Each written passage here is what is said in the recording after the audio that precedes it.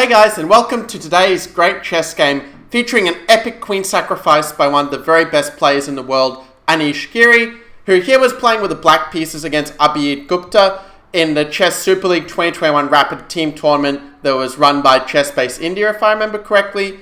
In any case, the game saw knight c3, bishop b4, Nimzo Indian. So the opening actually saw Gupta play a line I've actually had very good results with the white pieces against a Nimzo.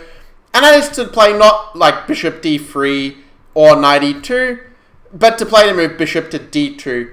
And the idea of bishop d2 is basically that if black later plays bishop takes c3, white will be able to play bishop takes back and not have doubled pawns, which is why, for example, something like c5 and a3 would be slightly better for white, as white is able to eventually trade these pawns and have a nice open diagonal for his bishop.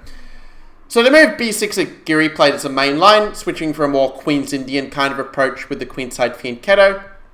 We had c takes d5, ed5, and now rook c1 is a little bit of a subtlety, trying to avoid some possibility, for example, of bishop a6 to trade off the white bishop when it gets to d3. Because if you look at it, obviously with the pawn structure, the c8 bishop is sort of black's bad bishop, and the f1 bishop is white's good bishop. So after something like bishop b7, then yeah, white would go bishop b d3. And there are different ways white can play it, but normally he's going to play like knight e5 and try to go for some sort of Pillsbury-style attack, using knight e5 to attack the king. So Giri went for a more direct approach with pawn c5, which is also a very reasonable move in this position.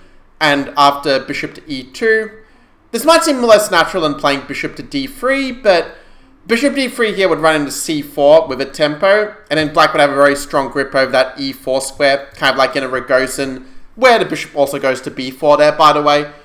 Also, I forgot to mention at the start, if you are enjoying this video, do make sure to smash that like button. Definitely consider subscribing as well if you are new to the Illingworth Chess channel. Now, continuing on with our Grandmaster lesson, Giri decided to play to move a pawn to c4 anyway, even though you're not hitting the bishop on d3. And the reason is that you want to eventually take this knight, put that knight in a beautiful e4 square, and then just push your queenside majority forward. And if white's not able to get his bishop pair active or to move his central majority, then black would just end up being better. So even though the engine says equal, there's a certain strategic danger. And if white plays a move like b3 trying to undermine this pawn, then black can swap, play b5 and keep his nice queenside pawn chain solid. And if white takes, black can take back and still have that nice passed pawn on c4 to work with and still keep that grip over those central light squares. So the game saw castles instead. Black played pawn a6, which may not be a developing move, but it does prepare b5 and eventually b4. We had knight e5, b5. Actually, one thing as well about this tournament is that the players on boards 1 and 2 or boards 3 and 4 could actually switch the board order. So Gupta was actually the board 2 for the pivotal pawn team he was playing for, and Giri was the board 1 for the Kingslayers, but the pivotal pawn swapped their board order to make it harder for the other side to prepare before the game. So after a4, the question is, how would you deal with this tension between the pawns at this point? Clearly white wants to play a move like a takes b5. So there's actually many reasonable moves. Giri eventually played a move queen to b6. It's worth pointing out that a takes b5 is not actually a threat, so let's say we put the queen on another square, like d6. You could still meet a takes b5 with bishop c3, and, well, this would still be a very nice structure. You have moves like knight d7 or bishop f5, and you just have very nice activity for the pieces. But queen b6 also reasonable. I don't really agree with the move queen c2. I think that maybe rook a1 just kind of admitting the mistake and trying to put the rook back on the queen side might be the play here. But queen c2 maybe is not as bad as I first thought. Though I do think in this case black could play a move like bishop c3 or even bishop e6, and, well, then I'm not sure what the queen's really doing on c2. But Giri played knight c6. Keep in mind, this is a rapid game, so of course not going to be perfect play from either side, but that also makes it more interesting sometimes to see like the players getting really bloodied, as it were, like gladiators in the arena. So we had bishop to f3. Again, probably b3 is a better move, but I'm going to fast forward a little bit to where we have some more direct action. Because right now it's sort of like a kind of sort of thriller movie where we're sort of building up the scene. We've got a bit of tension here. Players starting to, kind of faint like, oh, maybe I'll hit you there. Maybe I'll hit you there. But the real blows, well, are yet to come.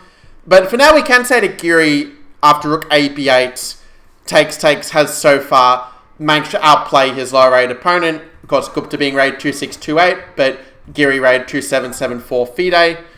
And the problem for White is if he plays b takes c4, which probably is his best move, Black still got the protected passed pawn, and we can see why rook b8 is useful, because it helps to keep that bishop very well protected, and you're also defending the queen, so if White were to play a move like knight e2, like if the rook was on a8, you wouldn't be able to take the bishop because the queen would be hanging.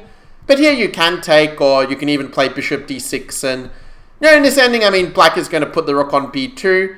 Keep in mind, White can't really challenge that file because the bishop on f5 is covering b1.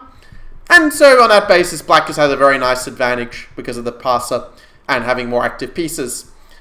So the game instead saw g4, and yeah, g4 is basically a losing move here, but the way in which it loses is really quite beautiful, and it's the reason I decided to analyze this game for you guys here in this video. So your first thought might be, okay, let's just move the bishop back. I still have a much better position like we saw before. And that is true, but there's actually something a lot better. So when you know there's a winning blow, the thing to think about is, what are the different checks and captures at my disposal in the position? Well, the answer is that Giri played the move knight takes g4 here. By the way, bishop takes g4 also works. It's likely to transpose. And if White, let's say, takes with the bishop, and then he plays the move knight takes g4, because without knight g4, he just lost a pawn for nothing. Then there's queen to g6, swinging the queen over with the pin. And after f3, and a move like f5 or h5, we're going to win the knight back. If they play some move like queen c2 trying to pin this way, you just go h5 anyway. You're going to win the knight. When the dust settles, you're going to be a pawn up. And the white king is way too exposed here without that g-pawn to defend. So we can see now just how much of a weakening move g4 was. But that's not the end of the story, because here White played knight takes g4. And then after bishop takes g4, queen g6 still works, by the way, but Giri found this really beautiful idea. Of course, bishop g4, queen g6, we already kind of saw this thing before, that we win back the piece with the pin. But Gupta thought he could play the move knight d5, and he thought that this maybe keeps him in the game a bit longer. And I mean, the normal approach would just be to play knight takes d5, take and just play queen g6, and just either mate with bishop f3 with a, discovered check, as I can't draw arrows properly, or play queen h5 after king h1, and the bishop comes in, the rook lifts to the attack, and White's piece is all on the wrong squares. Like, he doesn't even have time to catch his breath and take the bishop, because we're just a lot faster. But instead, Giri won in style. He played the beautiful move bishop takes f3, with the idea that after the queen is taken, while Black only has 2 pieces for the queen, he's threatening to move rook g6 checkmate. So White has to create some luft for the king. Now h3 doesn't really help because the rook comes to g2 anyway, or actually more precisely, you have a nice little retreat of bishop to d6 mate here. So White has to move his rook from f1, rook fd1, so that after rook g6 he can at least move the king to safety. But look at just how bunched up all these pieces are. They're kind of like all the football players who are not on the field but on the sidelines, waiting for someone to break their bones, but no one else is here. And now after bishop to d6, this is a deadly quiet move, threatening bishop h2, followed by rook to g1 checkmate. So I played a move bishop to a5. Computer says you should blunder the bishop with bishop b4, but the computer is an idiot. Bishop a5. Giri played the move knight to d5. Because if you play bishop takes h2, it's still winning for Black technically, but the king is kind of running away with king d2, and you don't really want to take on d1 because it's more important to keep that bishop, keeping the white king completely tied up. So knight d5 was a really nice move by Giri. Computer thinks rook g2 and going for this mate is better, but knight d5 has the advantage that you're kind of stopping that king from running away so easily.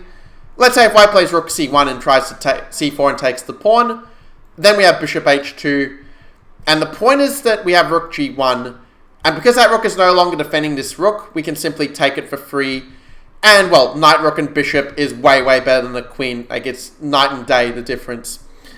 So instead, what else can White do? Well, White played a move king e1, trying to escape with a king like this, and if the king gets a1, maybe White can try to survive. Reality is that Black has a lot of winning moves at this point, and Giri ultimately went for rook b8, leaving the white queen a little bit short of squares, and after queen c2, now very nice finishing move, pawn to c3. That snaps the trap shut on the king. You know, obviously the phrase rook g1 checkmate, now that king d2 is stopped. But now after bishop takes c3, knight takes c3, queen takes c3, because if you don't play queen c3, there's knight e4 and some rook to g1 mate. Well, then the way we win, if you haven't figured out already, is we play the move bishop b4. And at first, bishop b4 might look like a blunder, because queen takes b4 and you can't take the queen because rook c8 is a back rank mate. But black plays an intermezzo, rook to g1, king d2, rook takes d1, and if the king blocks, we just take the queen, but if they take, then we have rook takes b4, and there's no longer a rook c8 back rank mate. And after rook c1, rook b2, king d3, and pawn f5, making a hidey hole for the king, Gupta is down a piece for absolutely nothing, and therefore he resigned. So, a nice short video, quite a fun game that I'm sure you guys enjoyed. Do let me know in the comments below, what was your favourite move of the game? Was it the queen sack, or was it another move that Giri played? Do let me know. Look forward to hearing from you guys. We're actually pretty close to 1,000 subscribers, so your support really means the world to me, because when I get to 1k subscribers, that's when I can start earning revenue from the ads, because let's face it, the ads are playing for you whether I'm at 1k subscribers or not, but it does help me out and helps to support making better and better videos for you guys. So, see you all in the next video. Get out of here.